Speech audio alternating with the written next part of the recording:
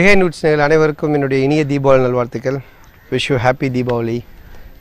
உங்களோட இந்த தீபாவளி நல்ல நாளில் ஒரு இன்டர்வியூ, என்ன கொஸ்டின்ஸ் வேணுமோ கேளுங்க.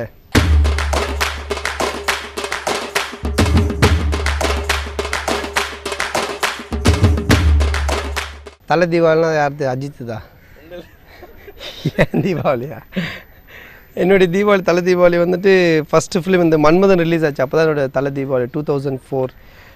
அப்போ பார்த்தீங்கன்னா ஒரு சின்ன டென்ஷன், பயம். ஏன்னா மீடியா விட்டுட்டு சேனல்லேருந்து இதுக்கு ஜம்ப் பண்ணுறேன், பெரிய திரைக்கு. ஃபஸ்ட்டு படம் ரிலீஸ் ஆகுது. சப்போஸ் அதில் ஹிட்டுன்னா ஓகே, ஏன்னா பெரிய படம் கிடச்சோடனே சேனல்லாம் கொஞ்சம் மதிக்கிறது இல்லை. சரி போதும், நம்ம அடுத்த சினிமாவுக்கு போக போகிறோமே அப்படின்ற ஒரு சின்ன ஒரு பந்தாலாம் வந்துருச்சு. டக்குன்னு படத்தில் யாரும் ரசிக்கலை, அவள் தான் வேலைக்கு ஆனால் மறுபடியும் முட்ரோடு தான், பேக் டு த டெட்ன்ற மாதிரி திருப்பி அங்கே தான் வந்து உட்காரணும். ஒரு சின்ன டென்ஷன் வந்துச்சு. பட் பிகினிங் சீன்லேயே என்ஜாய் பண்ணாங்க மன்மதனில். அதனால் அதை பார்த்த உடனே ஒரு சின்ன நம்பிக்கை வந்தது. ஸோ மறக்க முடியாத என்னுடைய தலை தீபாவளி மன்மதன் படம். நான் என்னோடய ஒய்ஃப் போய் பார்த்து தேட்டரில் பயங்கர ஆரவாரத்தோடு எல்லோரும் எனக்கு கிளாப்ஸ் பண்ணது.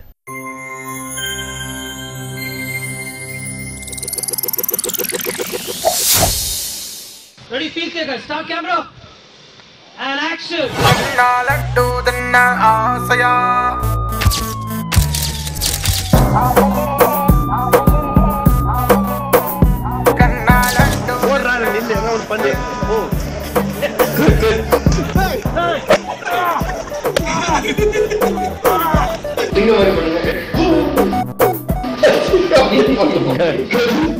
லவ்ல ஜெயிச்சு பொண்ணுங்களுக்கு சங்கர் சார் படம் மாதிரி பிரம்மாண்டமா செலவு பண்றதை விட லவ்ல தோத்துட்டு கூட இருக்க ஃப்ரெண்ட்ஸுக்கு ராமநாராயணன் சார் படம் மாதிரி பட்ஜெட்ல செலவு பண்ணிட்டு போயிடலாம்.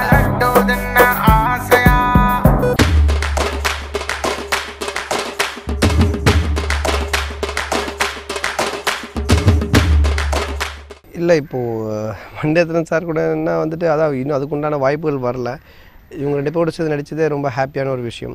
ஏன்னா நான் பேசிக்காக பார்த்தீங்கன்னா ஃபஸ்ட்டு படத்துலேருந்து எல்லாமே நான் புது டேரக்டர்ஸ் தான் அதிகமாக ட்ராவல் பண்ணியிருக்கேன் இன்றைக்கி வரைக்கும். பார்த்தீங்கன்னா அதில் இப்போ தான் வந்து சங்கர் சார், கௌதம் மேனன் சார், அப்புறம் ஹரி சார், இப்படி இவங்களோட கொஞ்சம் எக்ஸ்டாப்ளிஷ் ஆர்ட் டேரக்டர், அவங்க பெரிய டேரக்டர்ஸோட வந்து படம் பண்ணிகிட்ருக்கேன். மற்றது எல்லாமே வந்து மேக்ஸிமம் புது டேரக்டர்ஸோடு தான் படம் பண்ணிகிட்ருக்கேன்.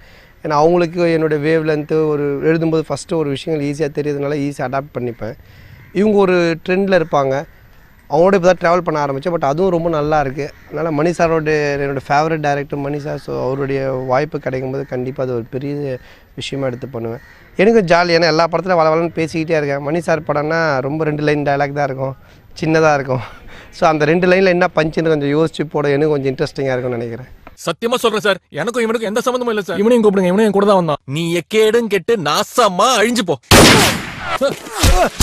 நீ எல்லாம் நல்லா வருவடா.